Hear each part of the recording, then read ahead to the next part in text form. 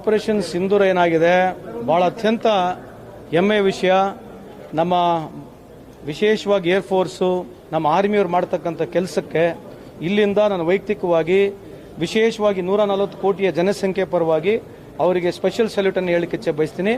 ಅದೇ ರೀತಿಯಾಗಿ ಭಾರತ ಸರ್ಕಾರ ತೊಗೊಂಡಿರ್ತಕ್ಕಂಥ ಏನು ನಿರ್ಣಯ ಇದೆ, ಇದೇನು ನಡೀತಾ ಇದೆ, ಇನ್ನ ಮುಂದೆ ಒರಿಲಿ. ಇದು ಒಂದು ಹಂತಕ್ಕೆ ಬಂದು ಮುಂದೆ ಬರ್ತಕ್ಕಂಥ ದಿನಗಳಲ್ಲಿ ಇಂಥ ಭಯೋತ್ಪಾದನೆ ನಮ್ಮ ದೇಶದಲ್ಲಿ ಆಗಬಾರ್ದು ಅಂತ ಒಂದು ಭಯ ಹುಟ್ಟತಕ್ಕಂಥ ಕೆಲಸ ಆಗಲಿ ಅಂತ ತಮ್ಮ ಮುಖಾಂತರ ಹೇಳಲಿಕ್ಕೆ ಇಚ್ಛೆ ಬಯಸ್ತೇನೆ.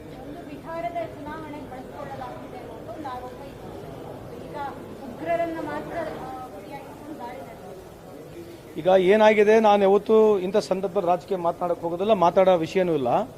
ಲಾಸ್ಟ್ ಟೈಮ್ ಏನಾಗಿತ್ತು, ಈ ತರ ಮಾತನಾಡಿದಾಗ ಮಾನ್ಯ ಪ್ರಧಾನಮಂತ್ರಿಯವರು ಅವ್ರ ಮೇಲೆ ಓಟ್ ಕೇಳಿದ್ರು. ಯಾರ ಮೇಲೆ ಓಟ್ ಕೇಳಿದ್ರು? ಸೈನಿಕರ ಮೇಲೆ ಓಟ್ ಕೇಳಿದ್ರು. ಅಂಥದ್ದು ಆಗಬಾರ್ದು ಅಂತ ನಂದು. ನಾನು ಅವ್ರು ಉಪೇಕ್ಷಿಸ್ಕೊಂತಾರೆ ಅಂತ ಹೇಳ್ತಾ ಇಲ್ಲ, ನೀವು ಕೇಳಿದ ಪ್ರಶ್ನೆಗಷ್ಟೇ ಪ್ರತಿಕ್ರಿಯೆ ಕೊಟ್ಟಿರ್ತಕ್ಕಂಥದ್ದು. ನಾನು ಇದರ ಯಾವುದು ಹೆಚ್ಚು ಬೆಳೆಸಿ ಮಾತನಾಡಕ್ಕೆ ಹೋಗ್ತಾ ಇಲ್ಲ. ನನಗೆ ಭಾರತ ಸರ್ಕಾರ ಮಾಡಿರ್ತಕ್ಕಂಥದ್ದು, ನಮ್ಮ ಆರ್ಮಿಯವರು ವಿಶೇಷವಾಗಿ ಏರ್ಫೋರ್ಸ್ ಅವರು ಮಾಡಿರ್ತಕ್ಕಂಥದ್ದು ಏನಿದೆ, ನಾನೇ ಹೇಳ್ತಾ ಇದ್ದೆ, ಇನ್ನು ಮನೆ ನುಗ್ಗಿ ಹೋಗಿ ಹೊಡಿಬೇಕು ಇವರಿಗೆ. ಇನ್ನು ಮುಂದುಗಡೆ ಭಾರತ ದೇಶದ ಕಡೆ ಈ ರೀತಿ ಯೋಚನೆ ಮಾಡಲಿಕ್ಕೂ ಅವರಿಗೆ ಅವಕಾಶ ಸಿಗಬಾರ್ದು ಅಂತ ಒಂದು ಭಯ ಆಗಬೇಕಂತ ನನ್ನ ಅಭಿಪ್ರಾಯ.